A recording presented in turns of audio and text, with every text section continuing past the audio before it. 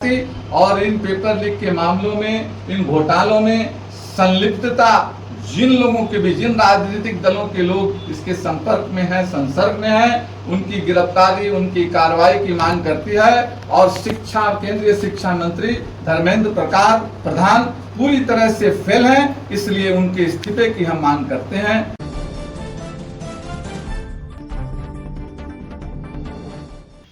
छात्रों, युवाओं से जुड़े देश में लगातार हो रहे पेपर लीक के मामले, परीक्षाओं के रद्द होने, भर्ती प्रक्रियाओं में विलंब, बढ़ती बेरोजगारी तथा वर्तमान शिक्षा एवं परीक्षा व्यवस्था की विफलताओं के विरुद्ध छात्रों एवं युवाओं के भविष्य से जुड़े गंभीर मुद्दों, परीक्षा प्रणाली की अव्यवस्था, रोजगार के अवसरों में गिरावट तथा वर्तमान केंद्र सरकार की नीतियों से उत्पन्न चुनौतियों के संदर्भ में कांग्रेस पार्टी का पक्ष रखने के लिए सभी जिला मुख्यालयों में आज हम लोग पहुंच रहे हैं और उसी कड़ी में आपके बीच आए हैं कि उन तथ्यों को आपके माध्यम से आप इस सरकार को आईना दिखा सकें।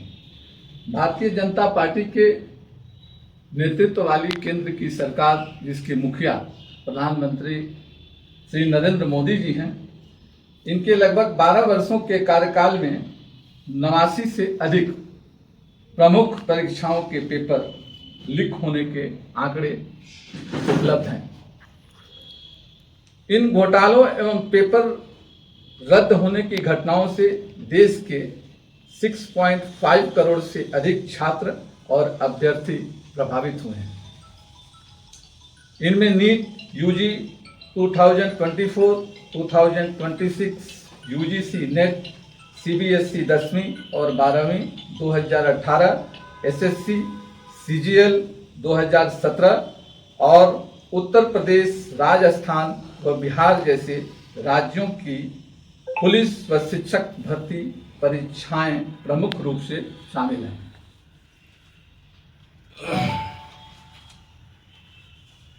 इसको लेकर हमारे आदरणीय नेता प्रतिपक्ष के श्री राहुल गांधी जी 17 जून 2026 को राजस्थान के कोटा में छात्रों की गूंज कार्यक्रम में भारतीय शिक्षा, जो केंद्र सरकार की वर्तमान शिक्षा प्रणाली है, इसको रिजेक्शन सिस्टम बताते हुए पेपर लीक और कोचिंग के बोझ पर चिंता जताई। उन्होंने शिक्षा के सुधार, निष्पक्ष परीक्षाओं और युवाओं के मानसिक तनाव कम करने के लिए संसद से लेकर सड़क तक संघर्ष का संकल्प उस छात्र की गूंज कार्यक्रम कोटा में लिया। अभी हम आपके सामने पूरे आंकड़ों और तथ्यों के साथ इन 12 साल के जो इस केंद्र सरकार की जो विभिन्न परीक्षाओं की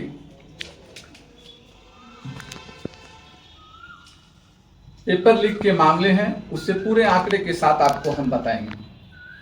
बस 2014 से 2024 के बीच लगभग 89 पेपर लीक हुए और 48 पुनर्परीक्षाओं के मामले दर्ज हुए। 5 वर्षों में 15 राज्यों में 41 पेपर लीक हुए, जिससे लगभग 1.4 करोड़ अभ्यर्थी प्रभावित हुए, जबकि रिक्तियां केवल 1 लाख से कुछ अधिक थी।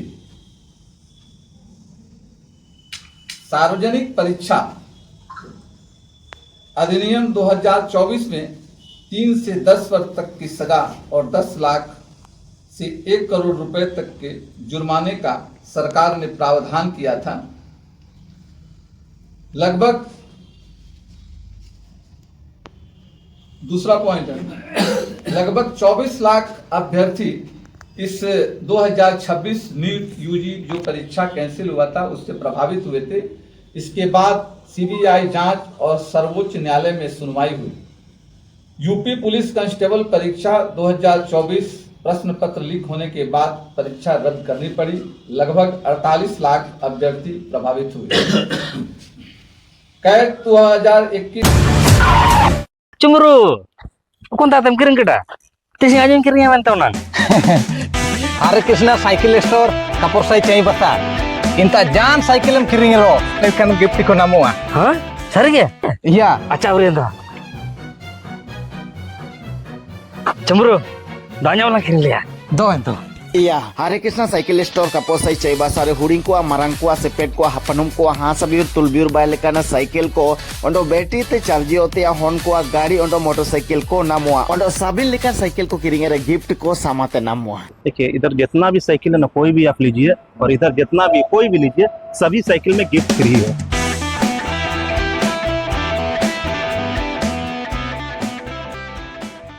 इस शिक्षक पात्रता परीक्षा के पेपर लीक से 28 लाख से अधिक उम्मीदवार प्रभावित हुए। यूजीसी नेट जून 2024 परीक्षा के एक दिन बाद ही रद्द कर दी गई। लगभग 11 लाख उम्मीदवार प्रभावित हुए और बाद में पुनर्विचार की गई। 1 मार्च 2023 तक केंद्र में 9,64,359 पद रिक्त थे। केंद्रीय सशस्त्र पुलिस बलों सीएपीएफ में 1 जुलाई 2024 तक 84,106 पद रिक्त थे। जो बेरोजगारी और जो सरकारी पद जितने रिक्त हैं जिन पर बहाली नहीं हो पा रही है। रेलवे भर्ती 2004 और 14 के 4.11 लाख से बढ़कर 2014 और 24 में केवल 5.02 लाख हुई, जबकि आवेदकों की संख्या करोड़ों में गई।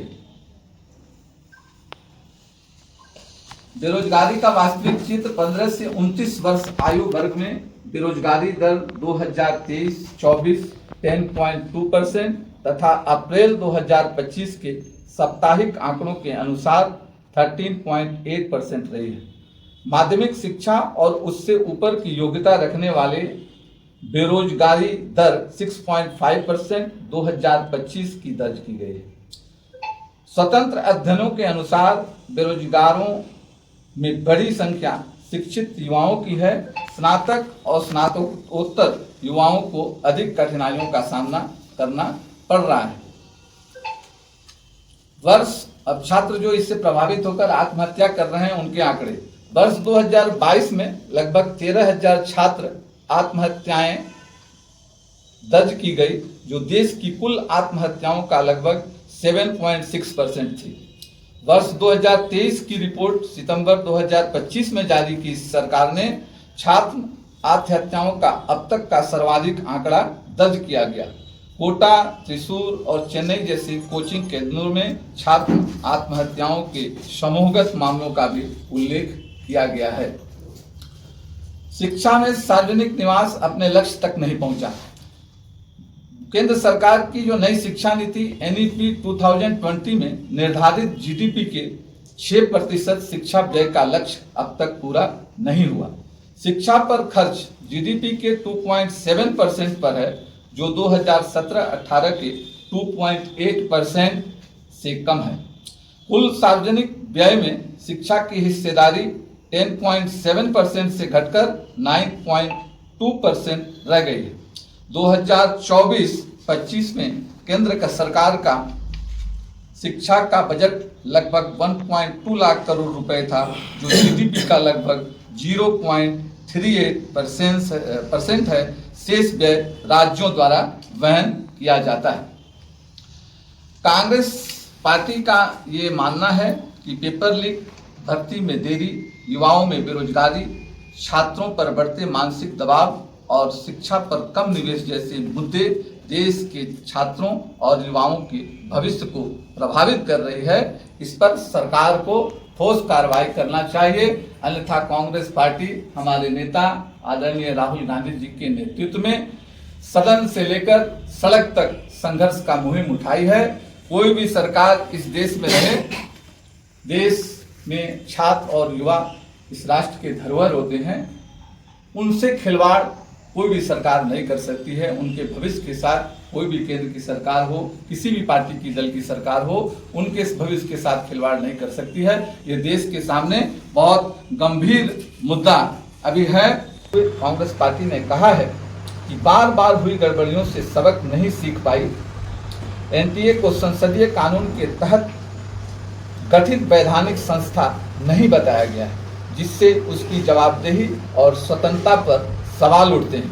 परीक्षा पत्रों की छपाई और परिवहन जैसे महत्वपूर्ण कार्यों में निजी एजेंसियों पर निर्भरता को भी समस्या बताया गया है।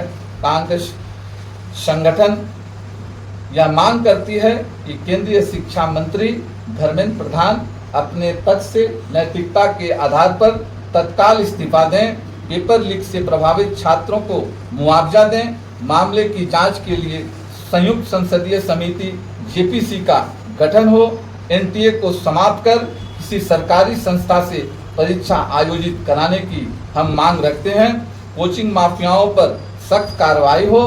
कांग्रेस पार्टी का यह आरोप है कि पिछले 10 वर्षों में 89 पेपर 89 पेपर लीक और 48 बार परीक्षाएं दोबारा कराने का दावा किया गया है। कांग्रेस पार्टी यह आरोप लगाती है कि पेपर लीक नेटवर्क को राजनीतिक संरक्षण प्राप्त है और इससे गरीब छात्रों का भविष्य इस देश में प्रभावित हो रहा है।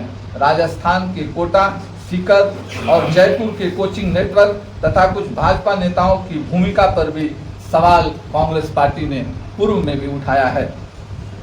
भारत के छात्रों के साथ अन्याय, मोदी सरकार की परीक्षा व्यवस्था की विफलताएं और धोखा, कांग्रेस द्वारा जारी इस दस्तावेज में आरोप लगाया गया है कि मोदी सरकार परीक्षा प्रणाली को निष्पक्ष और सुरक्षित बनाए रखने में विफल रही है। इसका खामियाजा देश के लाखों लाख छात्रों और उनके परिवारों को भुगतना पड़ रहा है।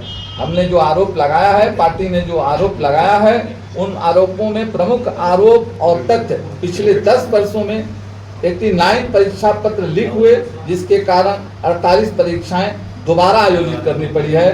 पिछले 5 वर्षों में नीट से जुड़े दबाव के कारण 93 छात्रों की आत्महत्या की घटनाएं सामने आई हैं। 2026 में अब तक कम से कम 14 मामले रिपोर्ट किए गए हैं। शिक्षा पर सरकारी खर्च का हिस्सा यूपीए 2 के दौरान 4.77% था, जो मोदी सरकार में घटकर लगभग 2.50% रह गया है।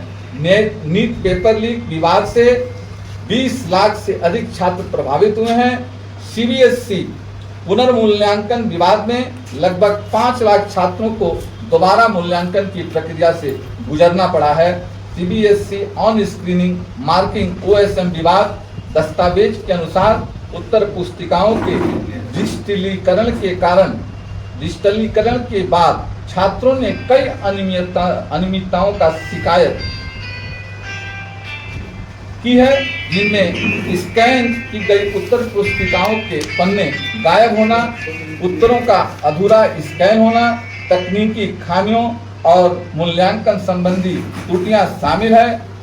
हमारे राष्ट्रीय प्रवक्ता जयराम रमेश ने बहुत पहले ये आरोप लगाया कि सीबीएसई ने ठेका देने से पहले नियमों में बदलाव कर एक विशेष कंपनी को लाभ पहुंचाया तथा बाद में साइबर सुरक्षा खामियों को स्वीकार किया गया। नीट जैसी परीक्षाओं में पेपर लीक रोकने के लिए एक पूर्णतः सुरक्षित और पारदर्शी व्यवस्था लागू करने की मांग कांग्रेस पार्टी करती है। जो वर्तमान केंद्र की भारतीय जनता पार्टी की सरकार है, जो पिछले 12 सालों से शासन कर रही है, इनके कार्यकाल में शिक्षा प्रणाली और शिक्षा के जो कार्यशैली है, उस पर छात्रों द्वारा लगातार प्रश्न चिन्ह उठाया जा रहा है। आत्महत्याएं की घटनाएं और बढ़ती बेरोजगारी देश में आज देश के सामने एक राष्ट्रीय आपदा के समान खड़ी है। इसलिए कांग्रेस पार्टी इन मुद्दों से किसी तरह का समझौता नहीं करना चाहती और इन पेपर लीक के मामलों में, इन घोटालों में संलिप्तता जिन लोगों के भी, जिन राजनीतिक दलों के लोग इसके संपर्क में हैं, संसर्ग में हैं, उनकी गिरफ्तारी, उनकी कार्रवाई की मांग करती है। और केंद्रीय शिक्षा मंत्री धर्मेंद्र प्रधान पूरी तरह से फेल हैं, इसलिए उनके इस्तीफे की हम मांग करते हैं। हमारे प्रतिपक्ष के नेता राहुल गांधी ने